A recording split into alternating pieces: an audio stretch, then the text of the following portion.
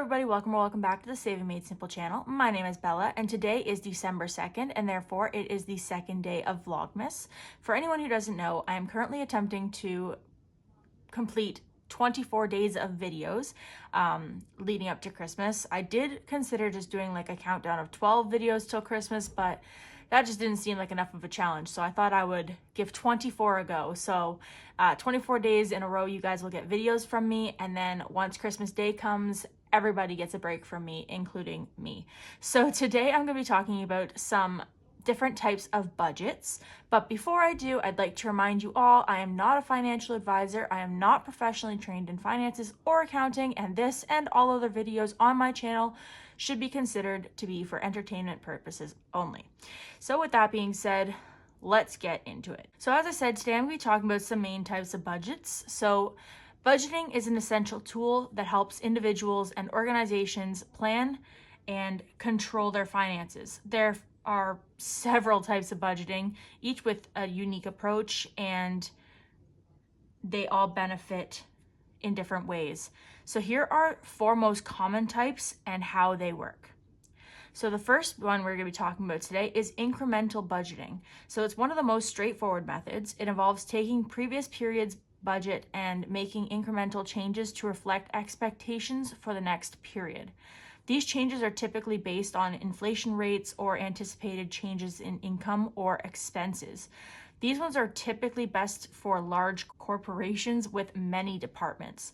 So how it works, you essentially start with a budget from your previous year, month, or cycle, depending on how often you plan your budget, and you make adjustments for known changes in income or costs. And again, that's really good for like large corporations. So if you know you're losing a big customer, then you're going to have to adjust your staffing, right? So that kind of thing. The second one we're going to be talking about is the one you typically see in my content. So this is zero-based budgeting. So you always start from zero. When you are zero-based budgeting, no matter how much money you have left from last week, you're starting at zero. So every expense has to be justified for each period, regardless of your prior budget. So this method helps eliminate unnecessary spending, and it focuses on cost efficiency. So basically it'll make you want to say, I can't afford to have this. Do I really need it? So how to start? You're gonna, like I said, start from zero. You're going to analyze and approve expenses based on necessity and your financial goals. So again, if you don't need it, don't pay for it. Number 3, we're going to talk about performance-based budgeting. And performance-based budgeting links the allocation of funds to achievements or of specific outcomes.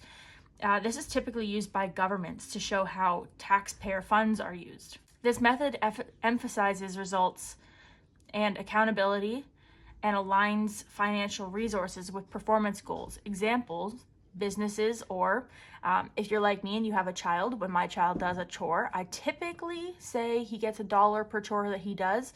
And if he doesn't do the job well enough, because that's what's next, is you need to make sure that you are reviewing the performance to ensure that goals are met. If he doesn't do the vacuuming very well, he's not getting paid for the job. So how to start? You're going to set performance goals. So you're going to set clear and measurable objectives. And then you're going to allocate funds. So you're going to just distribute your funds based on achieving the objectives. And then you're going to monitor your outcomes. So you're going to review performance to ensure goals are met. All right, so the fourth and final one we're going to be talking about today is called flexible budgeting. And this one is typically used in production or sales environments. So flexible budgeting allows for adjustments in a budget based on actual activity levels. It is particularly useful in environments where costs are closely tied to productions or sales. Now, how do you perform a flexible budget? Well, you start by developing a budget that can be adjusted based on varying levels of activity, and you're going to modify your budget in response to changes in business performance. So once again, if you are owning a small business, you know what? I'll use my Etsy shop, for example. So when it comes to buying things for my Etsy shop, I have to look at how much I'm receiving from Etsy first. So if I haven't recently released any new items, then perhaps my sales are going to decline, or perhaps we're going through a Canada Post strike, and therefore I cannot send orders out, and therefore I'm actually encouraging people not to buy from my shop right now, just because I don't know how long I'm going to be holding on to their items for. So because I'm not bringing any money in from Etsy right now, or I am, but very, very little, I'm obviously not going to be trying to spend money I know I'm not making. So that kind of works with flexible budgeting. But yeah, that's all I've got for today's video. I do know there are tons of other kinds of budgeting, but I think that for families, flexible budget, zero-based budget, and incremental budgets are probably the best. But as I've said before, there are no one-size-fits-all budgeting methods, and really it's best to just play around and try different things until you find what works for you and your household. So that is the end of today's video. I hope you guys enjoyed. I am trying to keep some of these videos shorter so that 24 days doesn't feel like 24 hours to you guys. So thanks so much for watching, and I guess I will see you all tomorrow. Thanks again. Bye.